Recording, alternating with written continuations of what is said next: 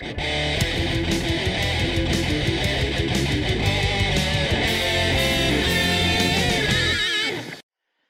shwmae, a croeso I bodlediad Tadau'r Trymder gyda fi, Dadi Huw. Welcome to the Fathers of Metal podcast with myself, Dadi Huw, and I'm very happy to introduce today's special guest, un gran metalidad benvindo a Diva Satanica from NERVOSA. Hola, Diva.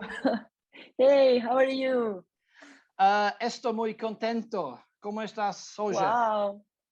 I like to speak in Welsh. Welsh? I Is can the teach. right word? Sure, I can teach you. So you just say shwmae. Oh, that would be fantastic. Shwmae? Shwmae is basically ¿qué pasa? Basically. Oh, wow. It's like the slangy way of saying ¿cómo estás? So shwmae, Diva. You're very good with languages, indeed. Thank you very much. It's one of my pastimes. One the very little pastimes I have to spend on my own self, it's languages, but it's just nice to be able to practice Gallego, because you're obviously not Spanish. Okay. You're from Acarunya, of course. I am. That's a beautiful place in the northwest of Spain, and yeah, it's very beautiful and very rainy too. A bit like Wales, really. Of course, it's known as Terra das Megas. Is that right, Galicia, the land of the witches? Yeah, we have different sets for that. Like there are witches even if you can find them. Okay, nice.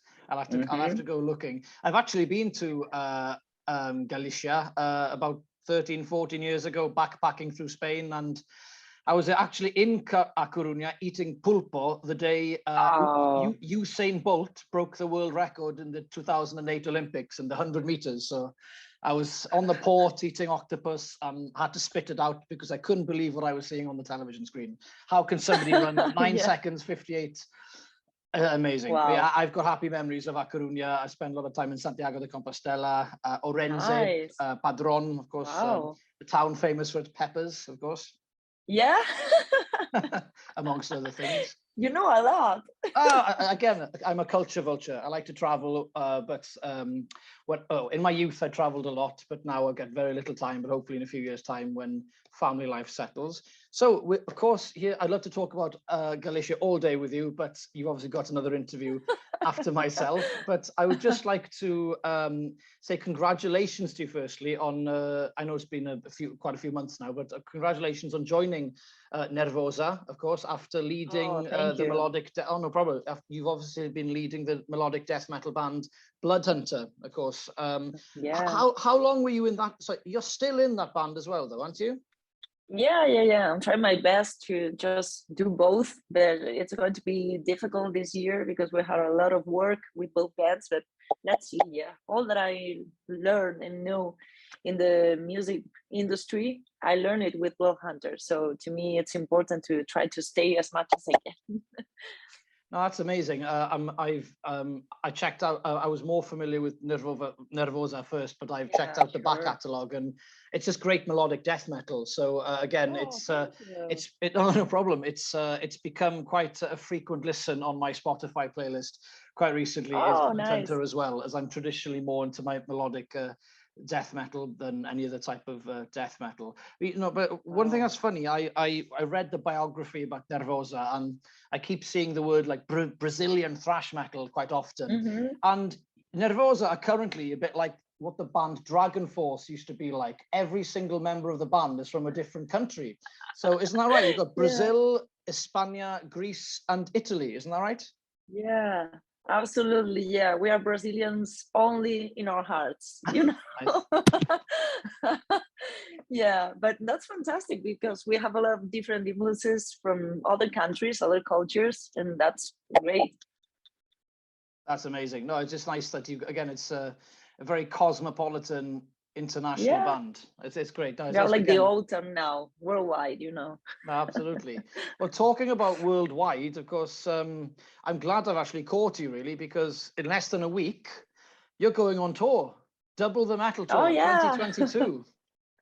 I just cannot believe it. You know, it sounds to me like crazy. It's amazing. You know, we've been working so hard to have this tour. And yeah, everything with the COVID situation got very difficult. And uncertain. So we were like, oh my God, I don't know if everything is going to be, you know, cancellations and stuff. But no, luckily we can make more than, I think it's like 40 something shows in 60 days or something like that. So it's gonna be, wow, we have like only 5 days off during all the tour. But we are very happy. I was looking at the email to say where you're on tour, and it's quite funny because obviously in COVID times, bands haven't been gigging pretty much at all. So we've seen bands having a tour of maybe 3 dates, and then to see all those dates in one page, it's like, wow, that looks giant, but that's what tours used to be like. So it's great to see. It looks like a different universe, you know. It but yeah, but it makes sense because this year everything it's easier for bands, you know, because all the countries are opening and releasing the restrictions, so everything will be easier, I think, for everyone. That's amazing. Honestly, I really wish you luck. So you're of course going on tour with Burning Witches, and then a couple of dates with Warfect and System House 33. System House. So is March the 8th? Is that the first day in about 5 days' time? Is it the 8th of March? Yeah, and Savigny, I think it's the first one. So cool. Yeah, less than 5 days. You know? Amazing. Well, honestly, I wish you all the best with that. And again, more congratulations, really. Of course, late in 2021, it was the release of NERVOSA's Perpetual Chaos album. Yeah. I'm particularly a fan of the opening track, Venomous. Oh, it's almost got it almost has like that opening riff almost has like the band Venom. Like, yeah, it almost has like a black and roll thing to it. And then obviously gets heavier. And again, People of the Abyss is probably my favorite song on the album. It just the chorus just sort of sticks out, and those are probably the two that sort of stick out for me. But the entire album's great, and of course for this album you worked with producers at Martin Fourier, who's famed for work with Destruction and Evil Invaders, to name a few. So how was that experience for you? Martin was amazing, you know, because he knows perfectly how to make you feel comfortable as a musician, and he's very open-minded. He likes a lot to try to discover different stuff on your way of working, and that was fantastic, you know, because if you don't feel comfortable working with somebody when you're opening your heart to write some music, that never will work, you know. And he was fantastic. He has lots of patience and he's very supportive and very funny. So we made a lot of jokes, and yeah, that was fantastic. He wrote a lot of the lyrics of this album too. So yeah, he's the best. That's amazing. It's almost like having to be a teacher. It's like to encourage people to be the cool teacher as well, and finding different ways for you to reach your goal and to reach your best. Yeah, he's like a guru for us, you know. Guru, like nice. Martin. That's an amazing title, Metal Guru. I'd love to be a metal guru. We should think about that for the next one. Yeah. Great name for a band. I'm sure I'm going to steal that. That's going to be the name of my next band. So talking of Destruction, they're a band they've almost become my lockdown band, my favorite band. I've discovered them quite late in life, and you guys, of course, are going to be supporting them on the North America stretch of the tour. How exciting! A lot. You know, Destruction is one of our main influences. They are close friends of Rika because they played many tours together in the past. So yes, they are fantastic people. Schmier has been very supportive to us since the beginning of this new lineup, and he also sings a genocidal comment in this Perpetual Chaos album. Yes, so he does. Wow, that's gonna be a blast. I'm thinking about how to convince him to perform the song all together when we are on tour. Wow, that'd be amazing. I will be. Because I was listening to the album and I had no idea what I was letting myself in for. I didn't know who your collaborations were with, and then the song called Genocidal Command comes on, and all I can hear is I recognize that scream from anywhere. He has this wide range. He can do anything, you know, from the highest notes to the raspy voices. That's fantastic. I really admire him. There tends to be something about German thrash metal singers that are like, again, Miller from Creator, Tom from Sodom as well. They do have this amazing low growl, and then they can reach the high end as well, which is obviously something you specialize in stylistically in regards to range. But absolutely. Schmier seems to have this almost like a metal dad feel to him. You see, almost like the wise man who's been there since the beginning type of vibe. He's very, very supportive and very respectful with everybody. He came to see one live show from this summer at Switzerland, and we were asking him, what do you think? It's everything all right? Share your thoughts with us. And he was like, everything was amazing, girls, but I would do this or do this, and that's very helpful for us because he has the experience and he knows what to do or what to say, and that's fantastic to know. Amazing. No, I'm jealous of your experience already. Just with the band. And honestly, I wish you all the best for the tour. I'm really excited for you. Now, again, just talking on collaborations, I noticed going through YouTube, another collaboration you guys did, well, you specifically did last year. You recorded the classic Venom song, Countess Bathory, with original Venom guitarist and current Venom Inc. guitarist, Jeff Mantas. I love your vocal performance on the track because you... Oh, thank you. Oh, no problem. Because you stay true to Kronos, his style, his approach. You obviously stay true to the original, but you add your own flavor and identity and sound onto it. Wow. I think it's a really good arrangement. Yeah. Oh, thank you. I was not sure, because I'm a big fan of Venom since the beginnings. It was like my very first discovery into the extreme side. And wow, I remember to have all the tank tops with the black metal album cover. And to me, Countess Bathory was probably one of the first songs that got me into the extreme metal music. And wow, Jeff Mantas and Tony Dolan and Kronos, obviously, they were like the fathers of all of this. So just trying to pay tribute to all that era in the beginnings. I tried my best. It was the birth of all things extreme metal, because I suppose the three main strands of extreme metal, I suppose, all stemmed from the early 80s and their contribution to the early 80s. But it was amazing. Sure. It was a nice surprise to hear a fresh arrangement of it. It was tributous to the original, but again, it was something new to listen to as well. So again, I really enjoyed that. Thank you. No problem. Now I'm going to completely switch now, because as I mentioned to you, METALIDADS, we're a metal community that focuses heavily on health, mental health, and supporting our fathers in best practice in regards to fatherhood, relationships, that type of thing. Wow, that's fantastic. Thank you so much. And again, thanks for speaking to us about these topics as well. So I read that you are working towards a degree in nursing. Now that sounds awesome. And it really does. I mean, it's a very honorable field to be working in, especially now. Is this something you've always wanted to do, or was it a very new fire you've had in your belly?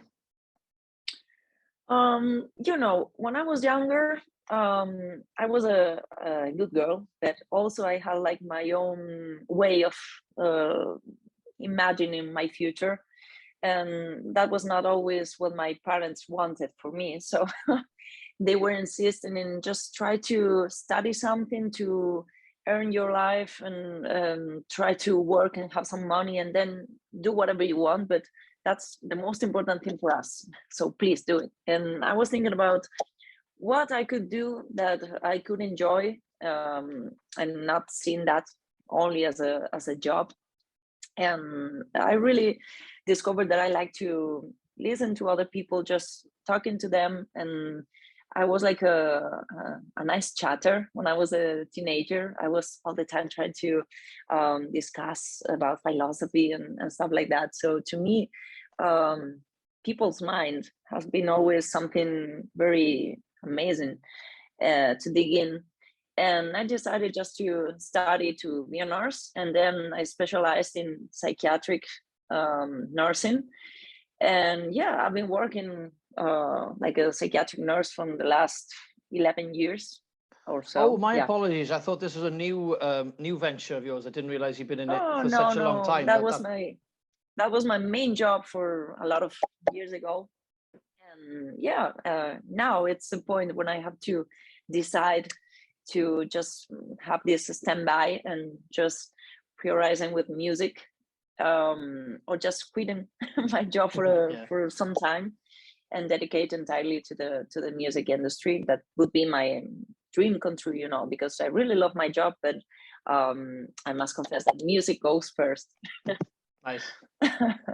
That's great. But again, it's just nice to hear such a diverse two different universes, I suppose, and it's just nice to hear your passion for it as well.